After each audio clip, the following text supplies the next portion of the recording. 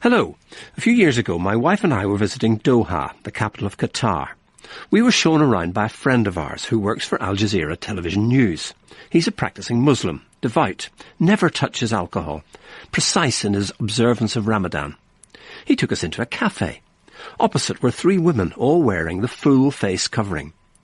When he brought us our coffee, the cafe owner asked us to move. My friend asked for the reason. The 3 women, he was told, were uncomfortable because we were directly facing them. Ever obedient, we moved. And we had an interesting discussion about how you could possibly cause offence when you couldn't see a single part of the woman's face. I confess it made me feel uneasy and led to some interesting reflections on the interaction between some Islamic customs and Western society. The Muslim veil is the subject of today's programme. What is it? What does it signify? Is wearing it an Islamic requirement or a matter of personal choice? Joining me are Hola Hassan, lecturer on women's rights under Islamic law and media representative of the Islamic Sharia Council. Fatima Barkatulla, who has studied Islamic law and Arabic and is a writer and lecturer for the Islamic Education and Research Academy. And Dr. Sharub Naguib, lecturer in Islam in the Department of Philosophy and Religion at Lancaster University. I want to define some terms that will be familiar with all our listeners. Hola, what is a hijab? Hijab, in classical Quranic understanding, is a curtain. And in fact, it's actually a curtain between man and God. And on the Day of Judgment, when man and women have been incredibly pious and close to God, that curtain will be lifted. But in modern context, it's a completely different understanding, which is the clothing that a Muslim woman wears to cover her modesty. And it generally refers to the headscarf. So that's what you're wearing and what Sharuk is wearing today? Yes, I would say we're both wearing the hijab because we're both wearing headscarves. Now, Fatima, what is a niqab? Nowadays, the niqab is a small piece of cloth that women use to cover their faces. And usually you can lift it up. And sometimes women will wear a little bit of gauze over their eyes so that their face is completely covered. Yes, but then obviously in different situations, if there are no male non-relatives present, then, they'll be quite free to uncover their faces. Sharuk, what's a burqa? The burqa is originally an Arabic word. It means a face covering, which was actually used for camels as a kind of harness. But women in Bedouin context were wearing kind of burqa, which is like a mask rather than a piece of cloth with 2 openings for the eyes and the nose. Can I say also that the burqa is actually an Urdu word as well? In India and in Pakistan, you'll see that the burqa is referred to as just the complete covering. You may have seen pictures of women in Afghanistan, the way that they dress, covering their whole bodies with one kind of garment. That is also referred to as the burqa. But the effect of the burqa and the niqab is very similar. It means that the face is basically completely covered. Yes. I'm interested in discovering what the Quran has to say about how you should dress, how women should dress. And I've picked up just one verse. Tell the believing men to lower their gaze and be modest, and tell the believing women to lower their gaze and be modest, and to display of their adornment only that which is apparent, and to draw their veils over their bosoms. Hola, how do you interpret that? Well, we have to be so careful with language. The word veil that you use there, I think is very incorrect. The word is khumar in Arabic. Khimar is a scarf. So the best word there is a scarf. And in fact, we know from Arabic terminology that this is talking about the headscarf that Arab women used to wear, but they used to leave their chests exposed. So they're being told that the headscarf you have on is a wonderful thing, but lower it down to cover your chest as well. Because in early Arabian society, actually, women used to wear very little clothing, men as well. They were generally quite poor, they just wore one outfit. So the scarf was an added covering. Fatima, is that your interpretation? This verse that you just mentioned is from chapter 24 of the Quran. There is also another verse in chapter 33 of the Quran which describes an outer garment. And both of these verses, if you think about commands in the Quran, we're commanded to pray, but the exact specifics of how to pray aren't described. Similarly, in these verses, God commands women to cover themselves with outer garments when they're in the presence of men who aren't closely related to them. But the exact parameters of that covering you will find in the interpretation of the Quran by the disciples of the Prophet Muhammad. This is the hadith.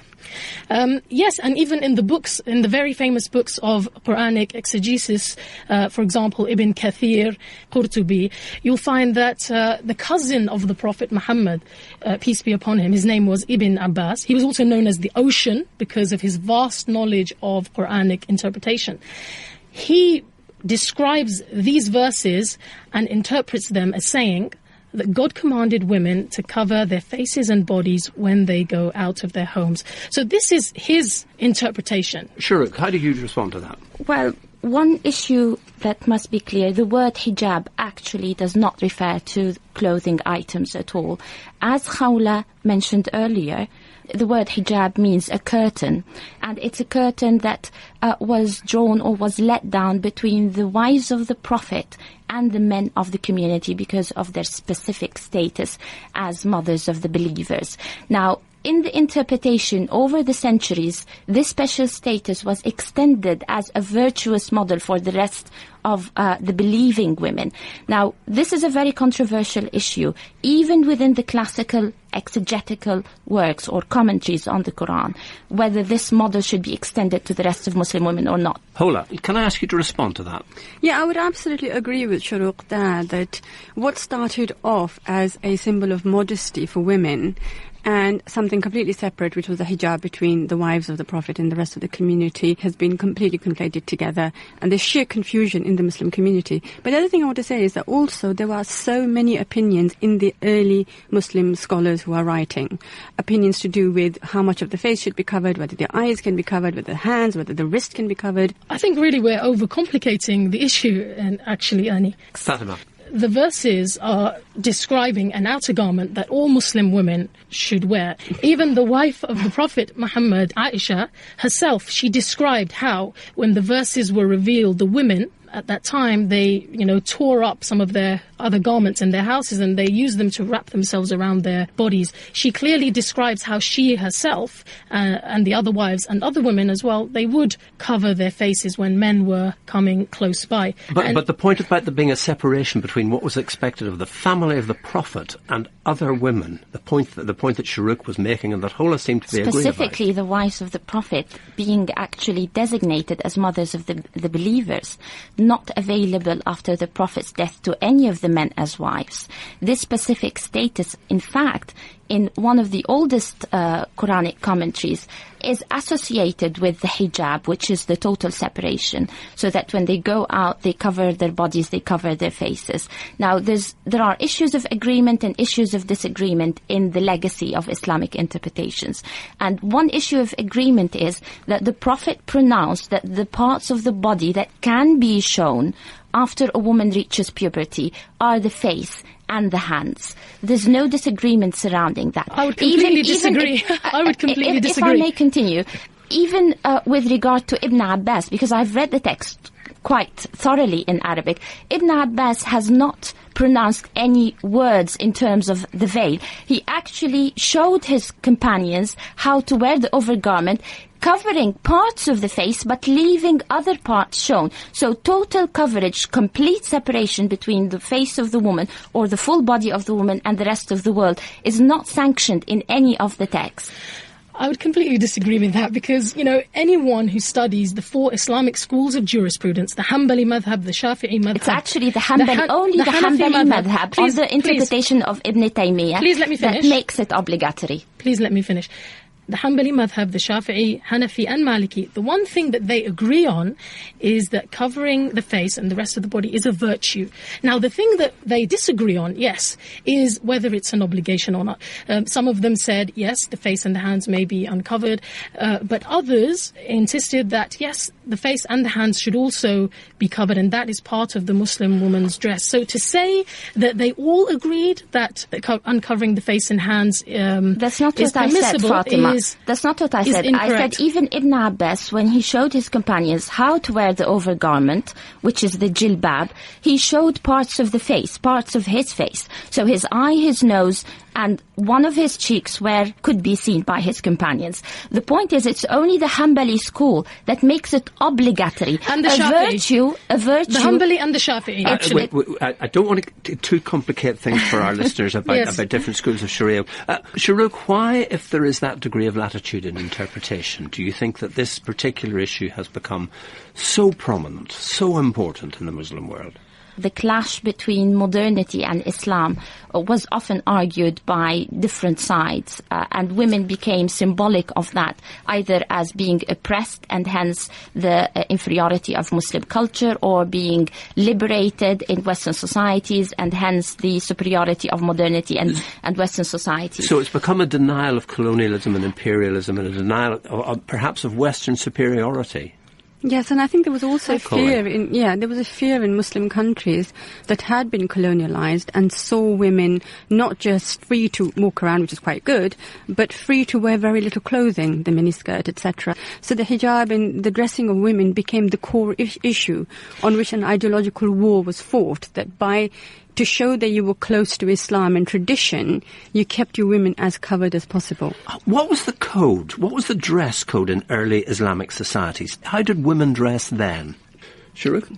Most of the Muslim world in the first few centuries did not practice the face veil. It was not imposed except in urban centers where a certain Islamic milieu ruled. However, Muslim converts in Spain, in Egypt, continued even until the 18th century. The rural Muslim woman in Egypt or Syria did not wear a face covering, moved freely around in the village, which was different from the Muslim woman in the city center. Fatima, just respond to that quickly, please. Well, how can that be when the four schools of Islamic jurisprudence, which were established in the early, century of Islam, they talked about the covering of the face? How can it be when the wives of the Prophet themselves and also some of the other disciples described how they used to cover their faces? So to say that, covering the face is something that came later is completely false. No, she didn't. You will find it Fatima, in the books of Hadith. She didn't say that it came later and only in urban areas. What she's saying is in urban areas it was important and in rural areas it wasn't. And it's still true today. You go to any Muslim country, you go to rural areas, especially where people work on farms, you will not see women wearing the niqab because it's completely impractical. They won't even wear the jilbab, they will wear the normal clothes. You go into big urban cities, you will see women wearing the jilbab, the niqab, all the rest of it because their lifestyles are different. That's the point she's making. Well, let me remind you that you're listening to Beyond Belief, and today we're discussing the Islamic veil. The number of women converting to Islam in the West is increasing, and many of them choose to wear the veil.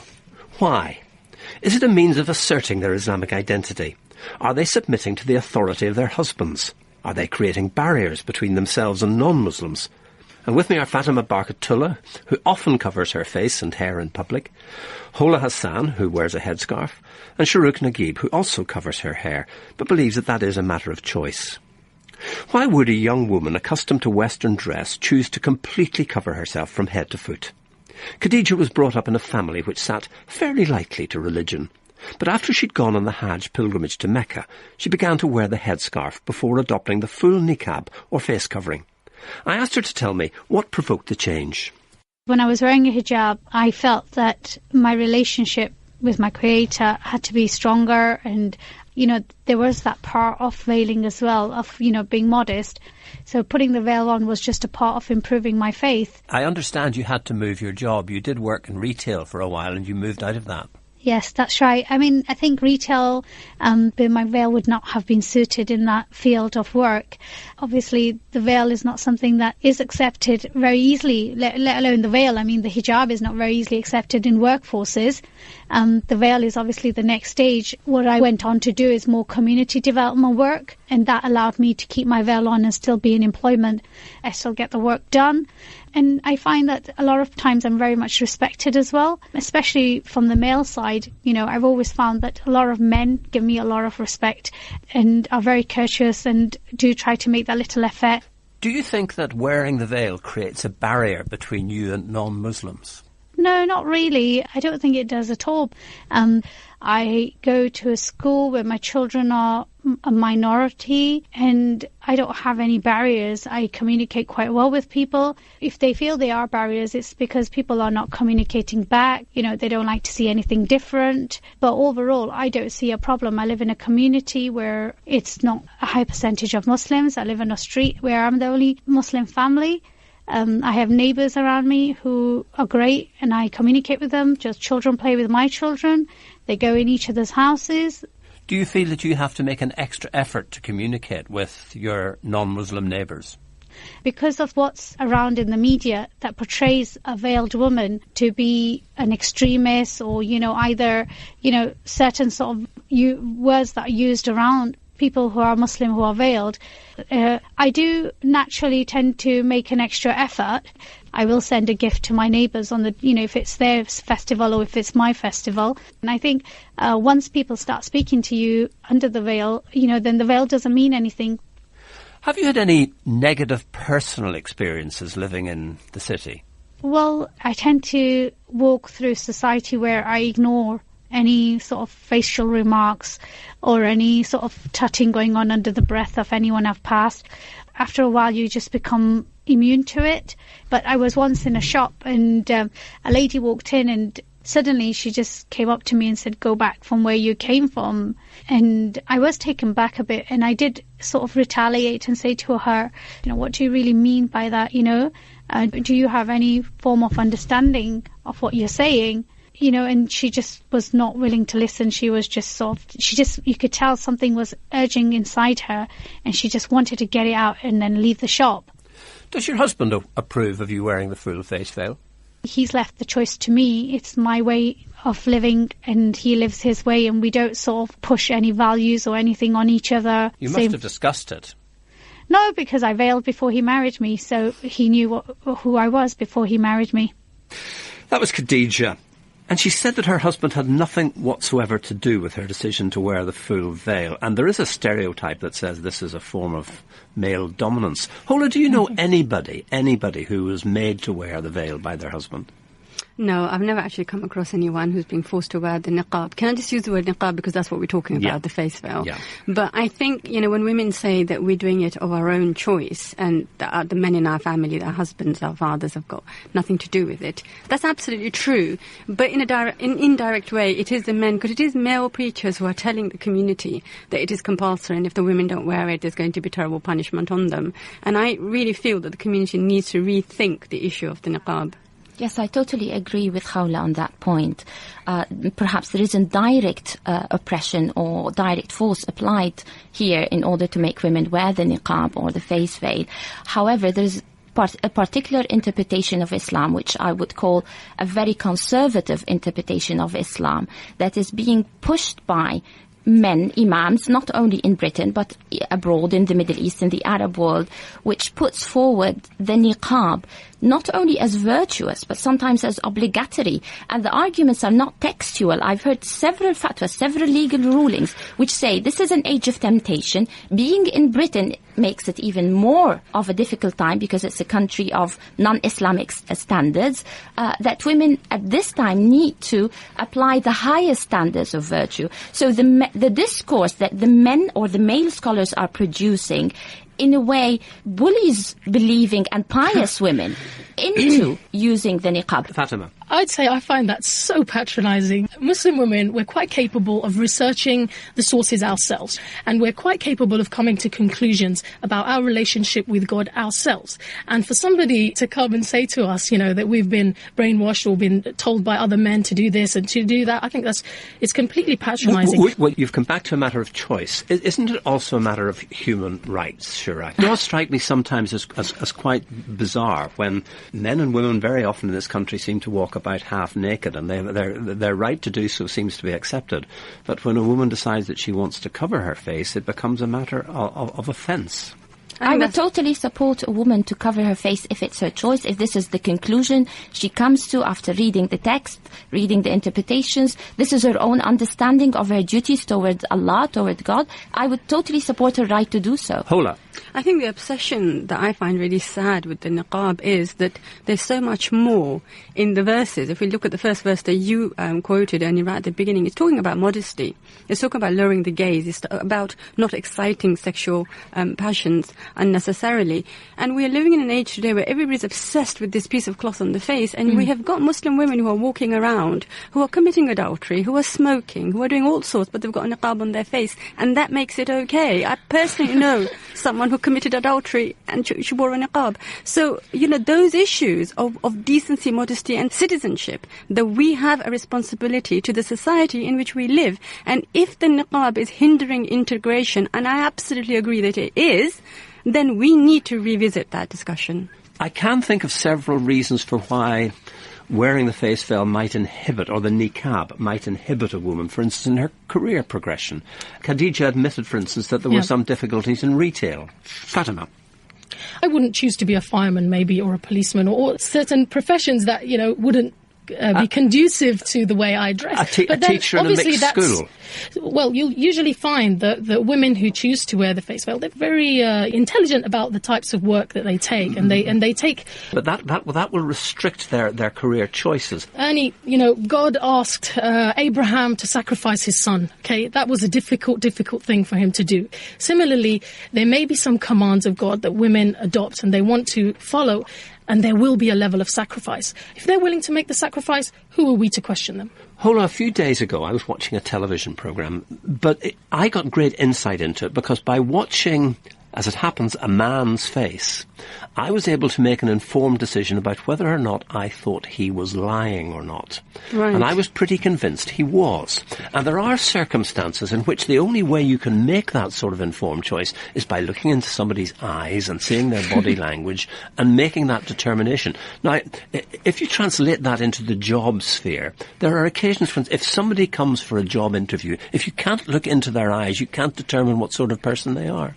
I agree. I think the anonymity that women who wear the niqab desire can be very, very difficult to achieve if they wish to live full and responsive lives. I had an issue the other day in the mosque. It was where a woman came into the mosque wearing her full niqab, her face was covered. I asked her to remove it because we've had security issues, we've had thefts from the mosque, and we need to be able to see a tape afterwards and say, okay, we know, identify who stole. So I asked her to remove her niqab, and I ended up having a huge screaming match with her because she refused. She said that was her obligation to God and there was nothing I was going to do about it. Well, that's the problem. It isn't. And we have to start living in society with other people, not just saying God, God, God, and completely ignoring our obligations to other human beings around us. Fatima? Of course there are obligations to society, and that's not something that, Islam is blind to at all. The women that I know who wear the face veil, if there was a genuine need for them to uncover their faces, for example, airport security, in banks, well, this was in different settings... Case. Well, you're using anecdotal evidence you're using anecdotal evidence to label a whole group of women, and I think that's very unfair. That's very unfair because myself and the vast majority of women, we go through airport security. How do you think we do that? We uncover our faces. Fatima, how would you have responded in that situation that Hola told us about? Would you have uncovered your face? Absolutely. If there was a genuine security problem, what I'm trying to say is that the majority of women are very sensible. Obviously they prefer if there was a female member of staff or females around when they uncovered their faces. But I think the problem is that sometimes we make it into a bigger problem than it really is. But you just said that it'd be better if there was a female member of staff. Why? My husband's a doctor. He had a case where somebody was incredibly ill and she said, I will only see a female doctor. And he was the only doctor on Well, if there's no other doctor, then of course she should see the male doctor. She should have seen the first doctor who came along because the rest of the doctors are not sitting there on their backsides waiting for women to walk in. All As I said, if there's a genuine need, of course, and Islam doesn't require them to have that level Muslim of extremity. Women bully society, saying, I wear the niqab, therefore you will bend over backwards to accommodate me. I think that's wrong. That raises an even bigger issue. Perhaps the big issue today is how you integrate, not assimilate, but integrate Muslim people into a wider British society. And I'm wondering, Sharuk, does this whole issue of the niqab form a barrier to understanding between indigenous British people and Muslim people? The Sharia is actually divided into two almost equal parts. One is about the obligations toward God, and one is about the obligations toward the community or other people. With the obligations toward the community, there are serious outcomes and there are responsibilities if you don't fulfill any of these.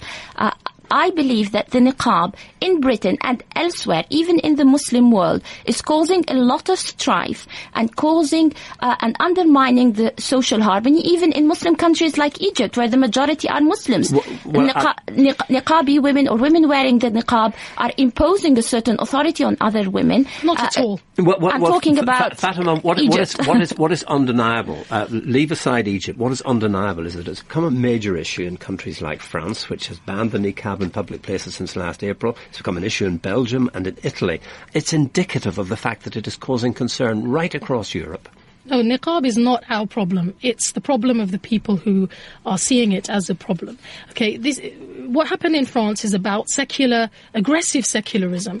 Okay, the problem is, Ernie, that at the moment Muslims are feeling under a lot of pressure to make their religion seem more palatable to the West. So when it comes to certain rulings that they know that people in the West, or they think that people in the West won't be able to, stomach, they'll water it down, they'll deny it even, okay? When, in fact, these things are practices that have been within Muslim communities for centuries. Hold on, I'd like to get your reaction to this whole business of what the niqab is doing to the process of integration in Britain. Because I was fascinated. Khadija seemed to suggest that there was no barrier to her communication with non-Muslim people. But it did seem to me that she had to make an extra effort to overcome that barrier. She went out of her way to speak to people, to be friendly, to be positive. Well, I actually wore the niqab for 5 years. And the reason I stopped wearing it was because I realized that I was not able to engage with the society around me. I was seen as foreign. I wanted to be able to make eye contact with people and to smile at them and have them smile back at me. And I can do that now, but I couldn't do that while I was wearing the niqab. And I realized that it was a barrier, that it was not a necessary barrier. If it was compulsory, I would have stayed with it. And I reiterate that it was the male scholars who were preaching thunderously that unless I wore the niqab, I would burn in hell, and that's why I wore it. And I realized that, no, Islam has got so much to say on so many issues, and what Muslims have done have become very, very narrow in their interpretation and in what they are looking at. And this is the way Muslims are going in Europe right now, where minarets, halal meat is going to be banned soon, the headscarf has already been banned, niqab. Muslims are under target in Europe, and Muslims need to wake up and say that there is something wrong. What can we do? I want to ask each one of you a final question as we draw this programme to a close. In 30 years' time, what model for the wearing of the veil do you think will prevail among the Muslim women of Britain? Shuruk? I believe, as I've seen it elsewhere, that the phenomenon of wearing the face veil is going to relax, that we'll see moderate dress across the generations, across ethnicities. Fatima? I think we'll see what we see today, actually. Different women wearing different modes of Islamic dress, some uncovering their faces, some covering their faces. I think there'll be a huge variety. Hola. I think I will agree with both. But I think that a lot more young Muslim women will start to dress in a way that marries the British culture with the Islamic culture. So a lot more jeans with headscarves. Well, that's all we've time for. A contentious subject to kick off the new series of Beyond Belief. My thanks to Fatima Barkatulla, Hola Hassan and Shuruk Naguib. I'll be back at the same time next week when I hope you'll join me.